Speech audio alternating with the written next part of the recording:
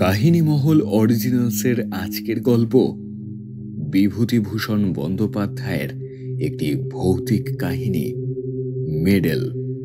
গল্পের প্রধান চরিত্রে কথক, জ্যাঠামশাই ও সুধীরের দাদু। শুনতে থাকুন আজকের গল্প মেডেল।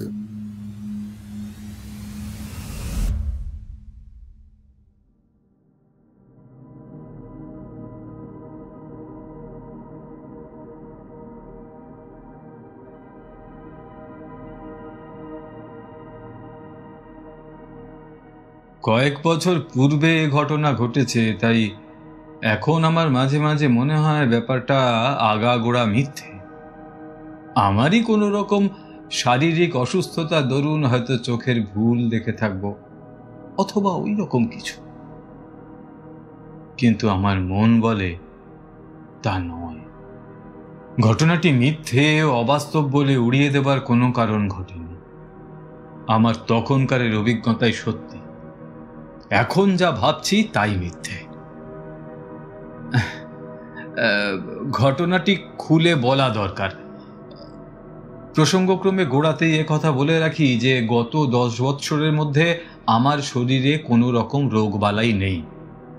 আমার মন বা মস্তিষ্ক সম্পূর্ণ সুস্থ আছে, এবং যে সময়ের কথা বলছি, মানে এখন থেকে বছর 4 আগে, তখনও সম্পূর্ণ সুস্থই ছিল। আমার স্কুল মাস্টারের জীবনে অত্যাশ্চর্য বা অবিশ্বাস্য ধরনের কখনো কিছু দেখিনি।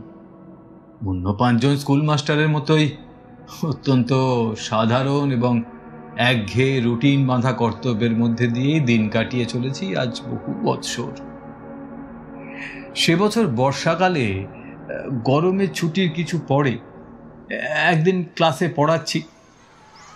এমন সময় একটি ছেলে আর একটি ছেলের সঙ্গে হাত কাড়াকাড়ি করে কি একটা কেড়ে বা ছিনিয়ে নেওয়ার চেষ্টা করছে আমার চোখে পড়ল। তা আমি ওদের দুজনকে অমনোযোগিতার জন্য ধমক দিতে অন্য একটি ছেলে বলে উঠল, স্যার, কামিককে সুধীরের মেডেল কেড়ে নিয়েছে স্যার। কার মেডেল? কিসের মেডেল? সুধীর নামের ছেলেটি দাঁড়িয়ে উঠে বললে, ওটা আমার স্যার। অন্য ছেলেটির দিকে চেয়ে বললুম, ওর মেডেল তুমি নিচ্ছিলে কামিককে? কামিককে ওরফে কামাক্ষাচরণ মৌলিক নামের ছেলেটি বললে, নিচ্ছিলুম না স্যার, দেখতে চাইছিলুম, তা ও দেবে না বলছে। তা ওর মেডেল ও যদি না দেয়, তোমার কেড়ে নেওয়ার কি অধিকার আছে? বসো, ওরকম আর করবে না।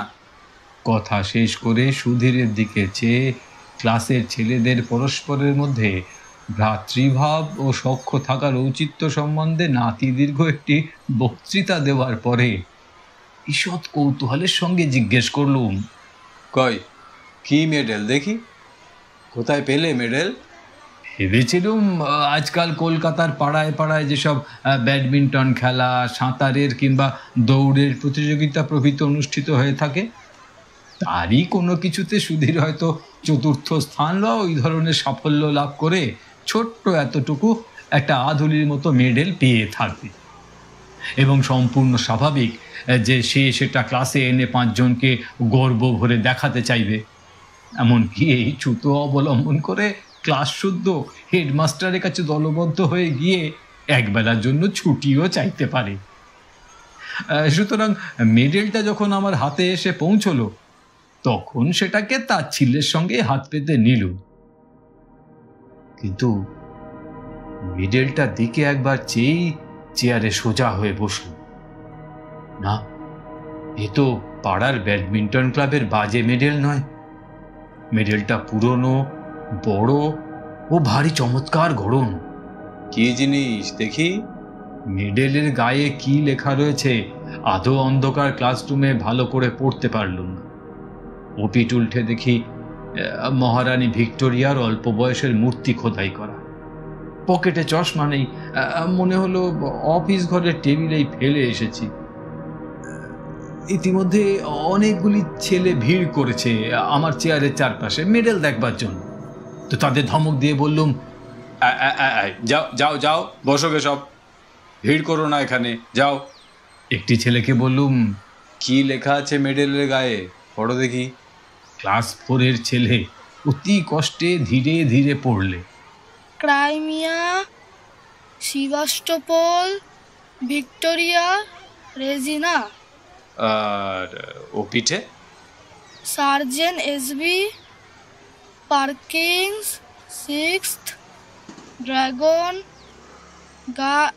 গার্ডস, 1854 সাল। দস্তুর মতো অবাক হয়ে গেল। ক্রাইমিয়ার যুদ্ধের সময় সেবাস্টোপোলের রণক্ষেত্রে কোনো সাহসের কাজ করবার জন্য এই মেডেল দেওয়া হয়েছিল ইংল্যান্ডের সামরিক দপ্তর থেকে ড্রাগন গার্ড সৈন্যদলের সার্জেন্ট পার্কিন্সকে। এ তো সাধারণ জিনিস মোটেই নয়। Crimea, Sevastopol, charge of the light brigade. কিন্তু কলকাতার নীলমণি দাস লেনের সুধীর সাহার কাছে সেই মেডেল আসে কোথা থেকে? এদিকে এসো, এই মেডেল কোথায় পেয়েছো? ওটা আমার স্যার। না, তোমার তো বুঝলুম, পেলে কোথায়? ওটা আমার দাদু দিয়েছিলেন স্যার। তো তোমার দাদু কোথায় পেয়েছিলেন জানো? হ্যাঁ স্যার জানি। আমার দাদুর বাবার কাছে এক সাহেব জমা রেখে গিয়েছিলেন। কিভাবে? আমাদের খাওয়ার দোকান ছিল কিনা স্যার, মদ খেয়ে টাকা কম পড়লে ওটা বাধা রেখে গিয়েছিলেন, আর নিয়ে যায়নি, দাদুর মুখে শুনেছি। হিসেব করে দেখলুম 86 বছর উত্তীর্ণ হয়ে গিয়েছে। সেই বছরটি থেকে যে বছরে সার্জেন্ট পার্কিন্স, সে যেই হোক না কেন, তিনি এই মেডেল পান, তখন তার বয়স যদি 20 বছরও হয়ে থাকবে, তাহলে এখন তার বয়স হওয়া উচিত 106। সুতরাং সে মরে ভূত হয়ে গেছে কোন কাল।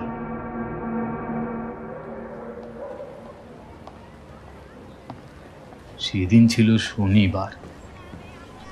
সকাল সকাল স্কুল ছুটি হবে এবং অনেক দিন পরে সেদিন দেশে যাব পূর্বেই ঠিক করে রেখেছিলেন। আমার এক গ্রাম সম্পর্কের জ্যাঠামশাই ইতিহাস নিয়ে নাড়াচাড়া করেন, বেশ পড়াশুনো আছে, গ্রামেই থাকেন।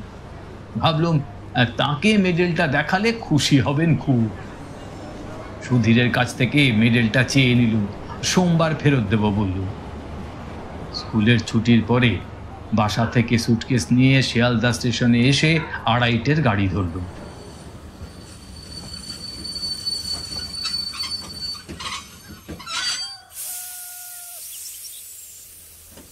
দেশে স্টেশনে যখন নামলুম তখন বেলা 5:30।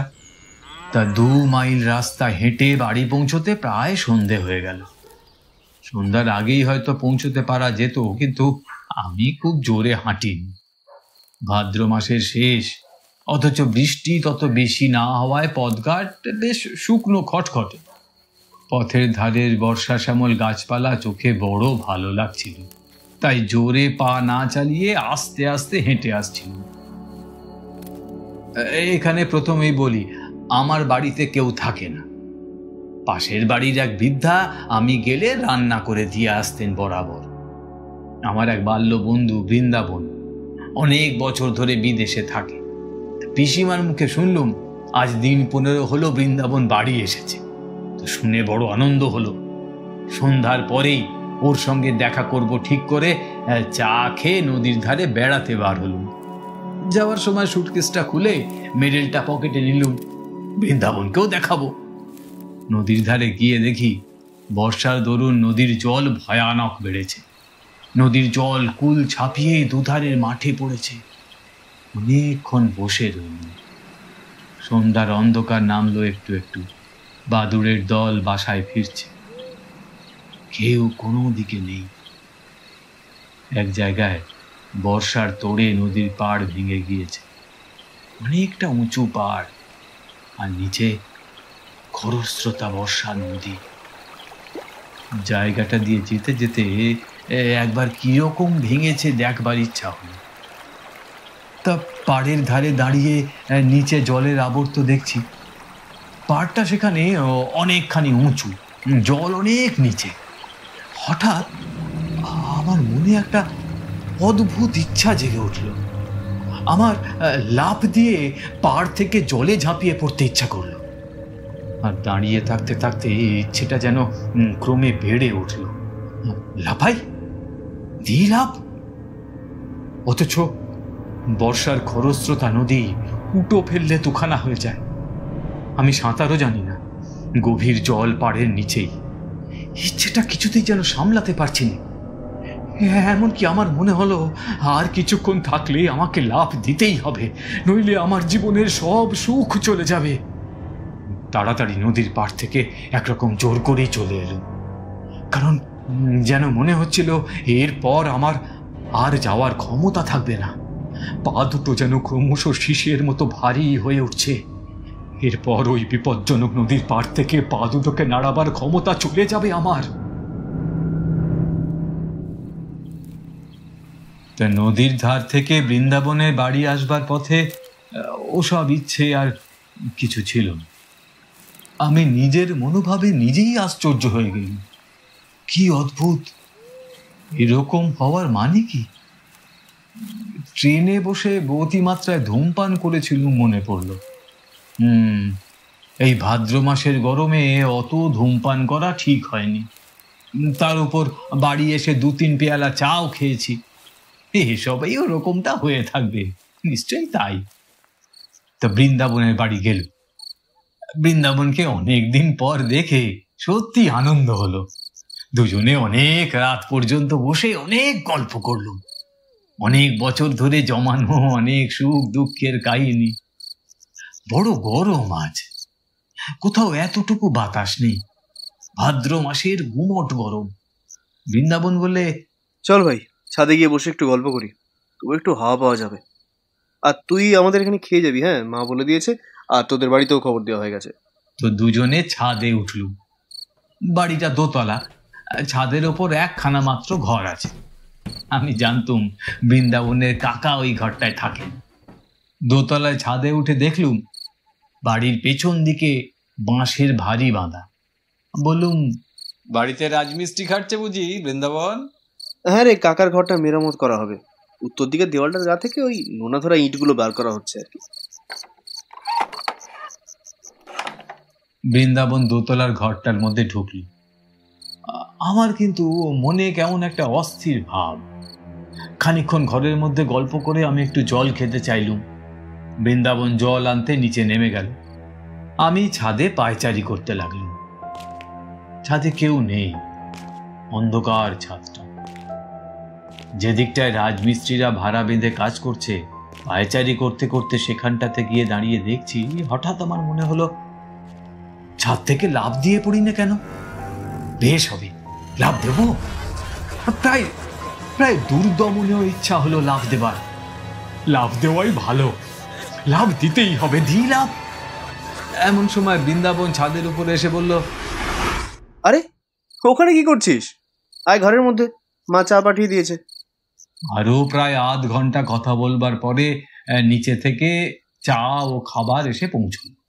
আমরা দুই বন্ধুতে অনেক রাত পর্যন্ত গল্প গুজব করলুম। তারপর বৃন্দাবন খাওয়ার কত জোগাড় হলো দেখতে নিচে চলে গেল। ঘরের মধ্যে বড় গরম।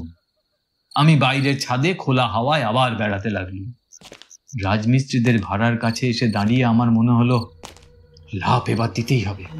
কেউ নেই ছাদে, কেউ বাধা দিতে আসবে না, এই উপযুক্ত অবসর। সঙ্গে সঙ্গে আমার মনের গভীর তলায় কে যেন বলছে, লাফ দিও না মূর্খ, লাফ দিও না, পড়ে চূর্ণ হয়ে যাবে। আমার মাথার মধ্যে কেমন ঝিমঝিম করছে, ঝিমঝিম করছে। কতক্ষণ পরে জানি নে, এবং কিসে কি হলো তাও জানি নে। হঠাৎ বৃন্দাবনের চিৎকারে আমার চমক ভাঙল। দেখি বৃন্দাবন আমার হাত ধরে টেনে তুলছে। কি সর্বনাশ! তুই লাফ দিয়ে পড়লি দেখলুম যেন। ভাগ্যিস বাঁশে পা বেঁধে গিয়েছে, তাই রক্ষে। কি হলো তোর? আমার মাথা যেন কেমন ঘুরছিল, গা ঝিমঝিম করছিল। বৃন্দাবনকে বললুম, আমি ভাই কিছু জানি না তো। বৃন্দাবন ঘরের মধ্যে নিয়ে গিয়ে আমাকে শুইয়ে দিল। সকলে বললে ট্রেনে আসার দরুন আর গরমে শরীর কিরকম খারাপ হয়ে মাথা ঘুরে পড়ে গিয়েছিলাম। আমি জানি মাথা ঘুরে আমি পড়ে যাইনি। লাভ আমি ইচ্ছে করেই দিয়েছিলাম। তবে ঠিক যে সময়টাতে আমি লাভ দিয়েছি, সেই সময়টার কথাটা আমি অনেক চেষ্টা করেও কিছুতেই মনে করতে পারলাম না। বিছানায় শুয়ে বেশ সুস্থ বোধ করলুম। পাশ ফিরতে হঠাৎ কি একটা শক্ত জিনিস বুকের কাছে ঠেকলো। পকেটে হাত দিয়ে দেখি সুধীরের সেই মেডেলটা। আশ্চর্য, এটার কথা এতক্ষণ একেবারেই ভুলেই গিয়েছিলাম। বৃন্দাবনকে সেটা দেখালো। ওদের বাড়ির সকলেই মেডেলটা হাতে নিয়ে ঘুরিয়ে ফিরিয়ে দেখলে।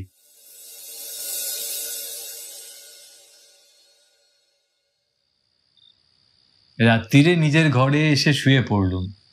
আমার বাড়িতে কেউ নেই বর্তমানে, একাই থাকি একটা ঘর। একটা জিনিস লক্ষ্য করছি, যখন বৃন্দাবনের বাড়ি থেকে বার হয়ে পথে পা দিয়েছি, তখন থেকে কেমন এক ধরনের ভয় করছে আমার। বাড়িতে যখন ঢুকলুম, তখন ভয়টা যেন বাড়ল। একা ঘরে কতবার এর আগে শুয়েছি, এমন ভয় হয়নি কোনোদিন মনে। না, শরীরটা সত্যি খারাপ। শরীর খারাপ থাকলে মনও দুর্বল হওয়াই খুব স্বাভাবিক। আলো নিভিয়ে শুয়ে পড়ল। আমার শিয়রের কাছে একটা বড় জানলা। জানলা দিয়ে বাড়ির পেছনের বন বাগান সব চোখে পড়ে। বেশ জ্যোৎস্না উঠেছে, কৃষ্ণপক্ষের একাদশীর জ্যোৎস্না। হাওয়া আসবে বলে জানলা খুলে রেখেছি। কতক্ষণ ঘুম হয়েছিল জানি নে, ঘন্টা খানেকের বেশি হবে না। হঠাৎ ঘুম ভেঙে গেল। মনে হতে লাগলো আমার শিয়রের দিকে জানলায় কে দাঁড়িয়ে, যেন মাথা তুলে সেদিকে চেয়ে দেখলেই তাকে দেখা যাবে। কথাটা মনে হওয়ার সঙ্গে সঙ্গে ভীষণ ভয় হলো। অথচ কিসের যে ভয় তাও জানি না। এমন ভয়, কিছুতেই শিয়রের জানালার দিকে তাকাতে পারলুম না। চোখে না দেখলেও আমার বেশ মনে হলো জানলার গড়াদিতে দুটো হাত রেখে কি দাঁড়িয়ে আছে, জ্বলন্ত চোখে এসে আমার দিকে চেয়ে রয়েছে। আমি ওদিকে চাইলেই দেখতে পাবো। প্রাণপণে চোখ বুজে শুয়ে রইলুম, কিছুতেই চাইব না। ঘুমোবার চেষ্টা করলো, কিন্তু ঘরের মধ্যে কোথাও কি ইঁদুর পচেছে, কিসের পচা গন্ধ। কে যেন আমার মনের ভেতর বলছে, যে দেখো তোমার মাথার শিয়রের জানলার দিকে যে দেখো, যে দেখো না। ঘরের চারিধারে কিসের যেন একটা প্রভাব, কোনো অমঙ্গলজনক, হিংস্র, উগ্র, অশান্ত ধরনের ব্যাপার। ঠিক বলে বোঝানো যায় না। আমি যেন ভয়ানক বিপদগ্রস্ত। সে এমন বিপদ যা আমাকে মরণের দৌড় পর্যন্ত পৌঁছে দিতে পারে। এমনকি সে দৌড়ের চৌকাঠ পার করে অন্ধকার মৃত্যুপুরীর হিম শীতল নীরবতার মধ্যে ডুবিয়ে দিতেও পারে।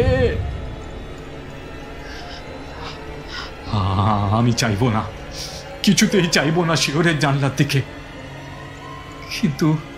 কিন্তু যে প্রভাবই হোক, আমার ঘরের মধ্যে দেওয়ালের এ পিঠে তার অধিকার নেই।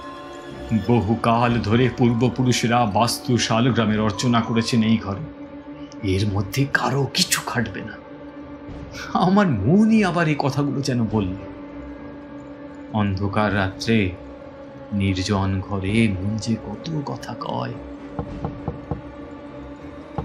জানলার ধারে কি যেন শব্দ হল, অদ্ভুত ধরনের শব্দটা। কি যেন জানলার গড়াদের উপর টোকা দিয়ে আমার দৃষ্টি আকর্ষণ করতে চাইছে।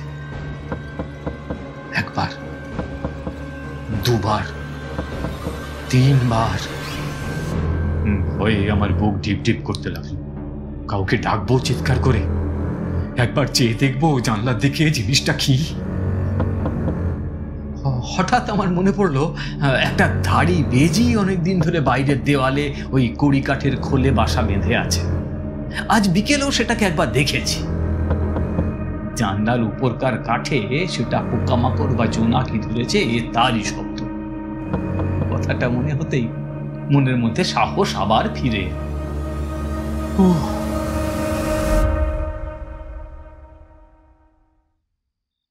ঘাম দিয়ে জ্বর ছেড়ে গেল যেন।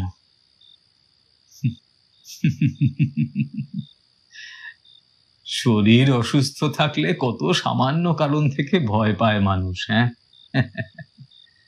পাশ ফিরে এবার ঘুমোবার চেষ্টা করলুম স্বস্তির নিঃশ্বাস ফেলে। কিন্তু আমার এ ভাব বেশিক্ষণ স্থায়ী হলো না। এ ধারণা আমার মন থেকে কিছুতেই গেল না যে আজ রাত্রে আমি একা নই, আরো কে আছে, এখানেই আছে। নিদ্রাহীন চোখে সে আমার উপর ঘোর দৃষ্টি দিয়ে পাহারা রেখেছে। আমায় সে নিরাপদে বিশ্রাম করতে দেবে না আজ। বারবার ঘুম আসে, আবার তন্দ্রা ছুটে যায়। অমনি জেগে উঠি, কিন্তু চোখ চাইতে বা বিছানার উপর উঠে বসতে সাহস হয় না। আর সেই শব্দটা মাঝে মাঝে জানলার গরাদের উপর থেকে শুনি। খুব মৃদু করাঘাতের শব্দ, যেন শব্দটা বলছে, চেয়ে দেখো, পিছন ফিরে জানলার দিকে চেয়ে দেখো, চেয়ে দেখো।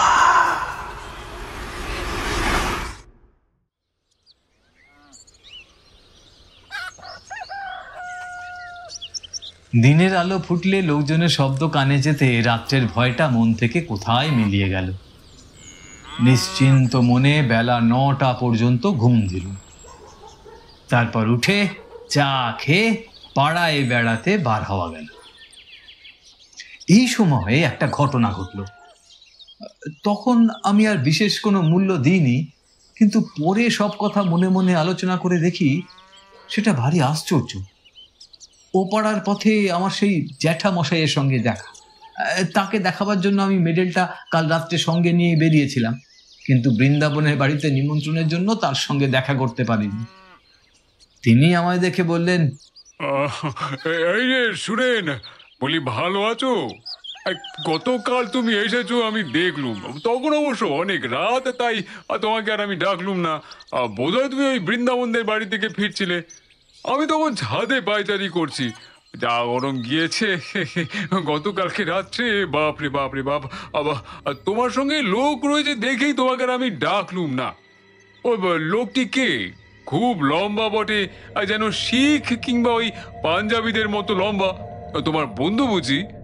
বাঙালিদের মধ্যে এমন চেহারা, বেশ বেশ বেশ। আমি অবাক হয়ে জ্যাঠামশাইয়ের মুখের দিকে চেয়ে বললুম, আমার সঙ্গে লম্বা লোক কাল রাত্রিরে? সে কি জ্যাঠামশাই?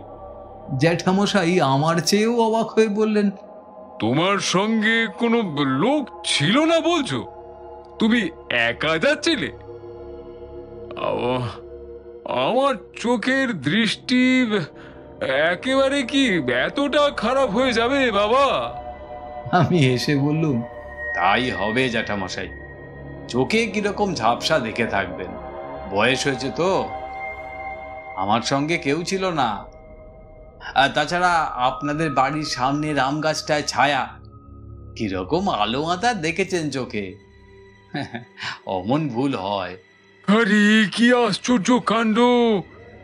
এতটা ভুল হবে আমার চোখে? আরে আম গাছের ওই দিকটায় যখন তুমি টর্চ জ্বাললে, তখন দেখলুম তুমি আর তোমার পেছন পেছন একজন লম্বা মতো লোক। তারপর তুমি টর্চ নিভিয়ে আম গাছের ছায়ার মধ্যে গিয়ে ঢুকলে। তখনও জ্যোৎস্নার আলো আর ওই আম গাছের ছায়ার অন্ধকারে আমি বেশ দেখতে পেলুম যে লোকটি তোমার পেছন পেছন যাচ্ছে। তোমার মাথার চেয়ে প্রায় 1 হাত লম্বা, তোমার একেবারে ঠিক পেছনে। না, ওসব খুব ভালো করে যে দেখতে পেলুম তা তো নয়, আসলে অতটা দূর থেকে আর ওই আধা আলো আধা অন্ধকারের মধ্যে অতটা স্পষ্ট কিছু দেখতে পেলাম না তো। এমনকি একবার আমার এ পর্যন্ত মনে হলো যে তোমাকে ডেকে একবার জিজ্ঞাসা করি যে তোমার ওই বন্ধুটি কে। একেবারে এতখানি ভুল হবে আমার চোখের? জ্যাঠামশাইকে পুনরায় বুঝিয়ে বললুম, জ্যাঠামশাই, আমার সঙ্গে কাল কেউ ছিল না, আমি একাই ছিলাম। সুতরাং তার দৃষ্টিশক্তির গোলমাল ছাড়া এই ব্যাপারে অন্য কোনো সিদ্ধান্ত করা চলে না। সারাদিন বৃন্দাবনের সঙ্গে আড্ডা দিয়ে কাটানো গেল। গতকাল রাত্রের ভয়ের ব্যাপার দিনের আলোয় এত হাস্যকর বলে আমার নিজের কাছেই মনে হলো যে বৃন্দাবনকেও সেই কথাটা বলিনি।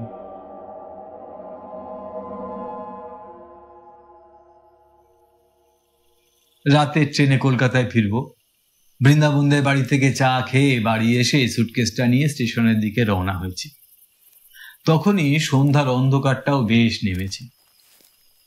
বাউরিপাড়ার বড় বাগানটার মধ্যে দিয়ে আসছি। বাগান পার হতে 5-6 মিনিট সময় লাগে, মস্ত বড় বাগান। বাগানের ঠিক মাঝামাঝি এসে হঠাৎ পেছন ফিরে চাইলুম কি ভেবে। সঙ্গে সঙ্গে আমার সারা দেহে যেন বিদ্যুৎ খেলে গেল। আচমকা ভয়ে আমার সর্ব শরীর কাঠ হয়ে গেল। কে ওটা ওখানে দাঁড়িয়ে? রাস্তা থেকে একটু পাশে আগাছার জঙ্গলের মধ্যে আধো অন্ধকার এক অদ্ভুত মূর্তি, খুব লম্বা।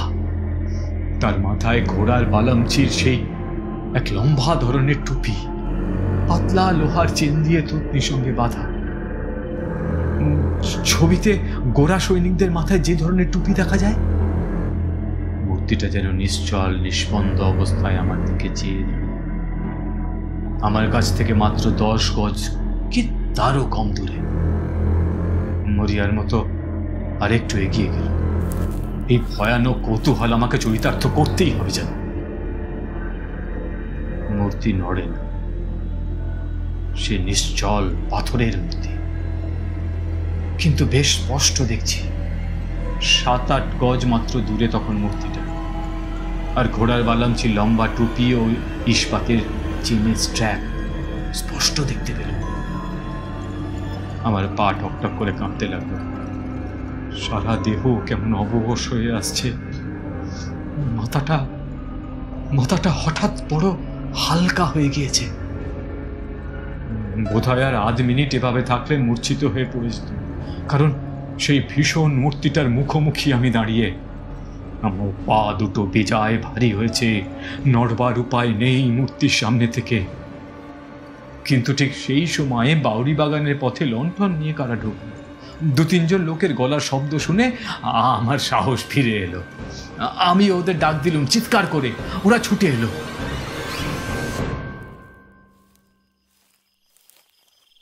আমাকে ওখানে মনের মধ্যে দেখে খুব আশ্চর্য হয়ে বললে, ওখানে কি বাবু, কি হইয়েছে?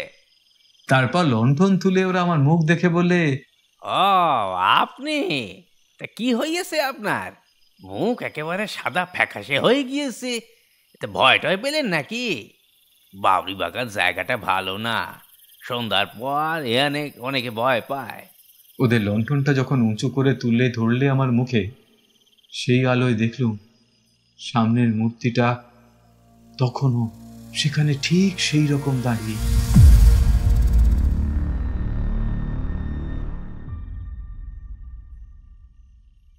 একজন বললে, কি দেখেছিলেন এখানে দাঁড়িয়ে বাবু, ওই সরা গাছটা?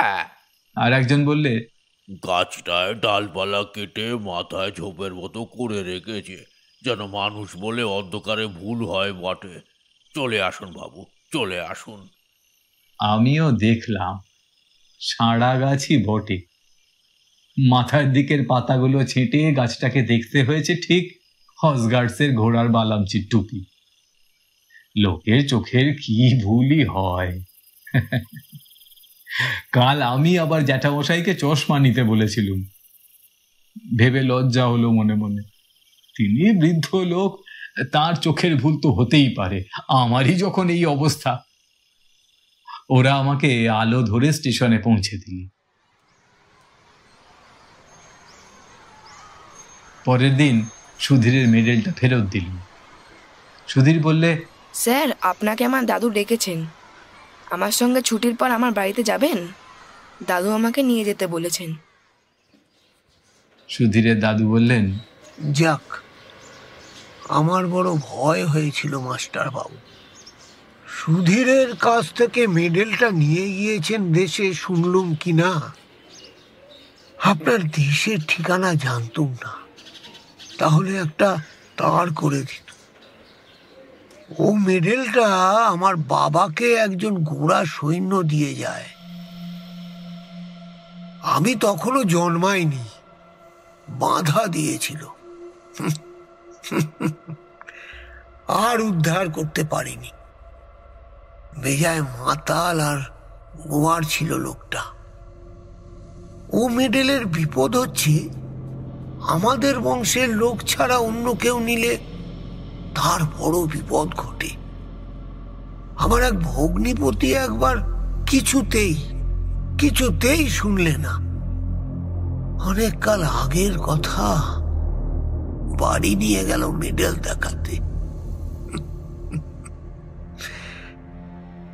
সেদিনই সন্ধ্যার সময় ছাদ থেকে পড়ে মারা গেল। মৃতদেহের পকেট থেকে মেডেলটা বেরোলো। আমি কলের পুতুলের মতো শুধু বললুম, ছাদ থেকে পকেটে মেডেল পাওয়া গেল? হ্যাঁ মাস্টার বাবু, আমার নিজের ভগ্নিপতি, মিথ্যে কথা তো বলবো না। আজ থেকে প্রায় 27-28 বছর আগেকার কথা। ওটা আরো 2-1 নিয়েছে, তক্ষুনি ফেরত দিয়ে গেছে। বলে রাত্রে ভয় পায়, গা ঝমঝম করে, কে যেন পেছন থেকে ফলো করছে বলে মনে হয়। না না না না, ও বাইরের লোকের সহ্য হয় না, প্রাণ পর্যন্ত বিপন্ন হয়। একটা কথা বলা দরকার, মাসখানেক পরে আমি আবার দেশে যাই। বাউরি বাগানে ঢুকে যেখানে সে রাত্রে ভয় পেয়েছিলাম, সেদিকে চেয়ে দেখি সে সাড়া গাছটা কোথাও আর চোখে পড়ল না। যে আম গাছটার ধারে সাড়া গাছটা দেখেছিলাম, সেখানে দিনমানে বেশ ভালো করে দেখেছি, কোথাও সে সাড়া গাছ নেই, বা গাছ কেটে দিলে যে কুড়িটা থাকবে তারও কোনো চিহ্ন নেই। কসমিনকালে সেখানে একটা বড় সাড়া গাছ ছিল বলেও মনে হয় না জায়গাটা দেখে।